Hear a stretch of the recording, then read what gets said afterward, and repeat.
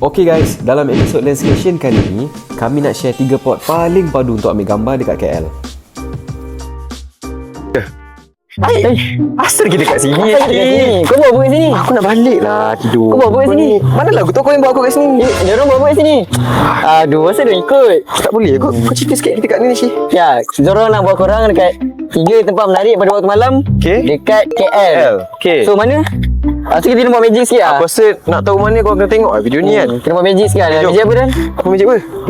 Kita buat dulu. Okay, betul. Oh, wui, cantik siapa. Kita kat mana ni Dan? Mana lah? Betul aku nak tempat ni. Okay, nama tempat ni Jalan Kwai Chai Hong. Apa bang? Kwai Chai Hong. Wah, sure. So, kita pergi. Jom lah. Jom. Lalu. Jom. Lepas je korang gerak dari kereta, tempat pertama yang kita orang sampai adalah Kwai Chai Hong dekat Chinatown. Masuk-masuk je, korang akan rasa macam terus teleport pergi zaman retro Hong Kong.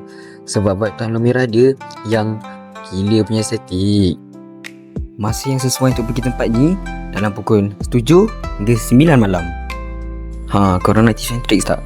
Korang pakai portrait mode, shoot low angle, lepas tu korang duduk acah-acah macam estetik.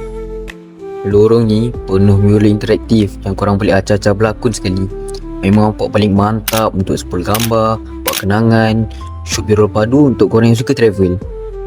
Fun fact sikit geng, nama Kwai Chai Hong ni maksud dia lorong hantu kecil.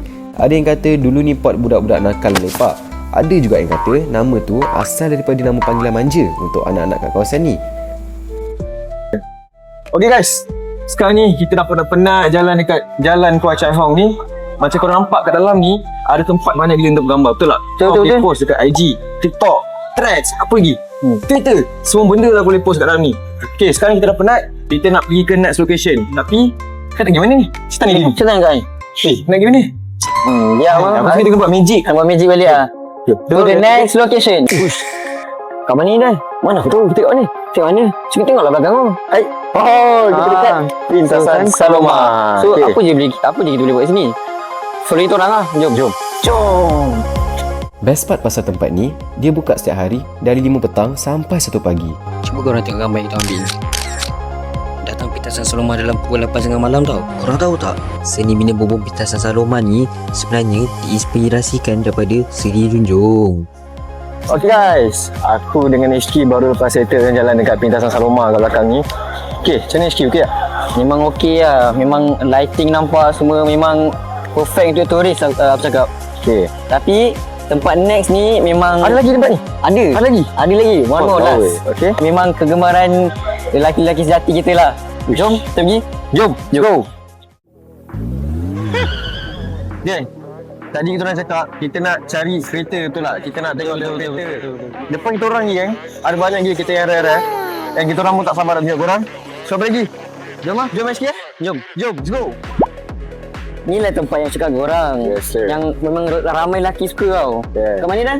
Kita dekat Togaya Car Pit Stop. Kereta Jepun je sini. Ni memang kereta padunya. So, tunggu apa lagi? Jom tengok. Jom lah kita tengok. Iaitu Togaya Pit Stop. Kalau korang kaki kereta, tempat ni memang wajib masuk wishlist. Kalau korang bernasib baik, boleh nampak RX-7, S2000, NSX dan banyak lagi jentera yang memang rare nak jumpa atas jalan.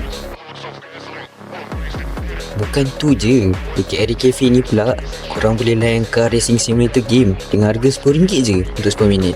Sambil-sambil lepak minum air kan. Korang nak acah-acah drift macam movie pun layan. Konsep diinspire daripada pit stop dalam anime dan budaya street racing Jepun. Tengoklah hasil tangkapan kita orang pada malam ni. Masa naik ke tingkat atas pula, kita orang jumpa satu hidden gem yang memang bahaya untuk kolektor. Ada kedai Hot Wheels yang penuh dengan model-model rare, terutamanya JDM Collection. Memang masuk je terus ramang mata. Silap-silap datang nak minum kopi, balik-balik bawa Hot Wheels sekali.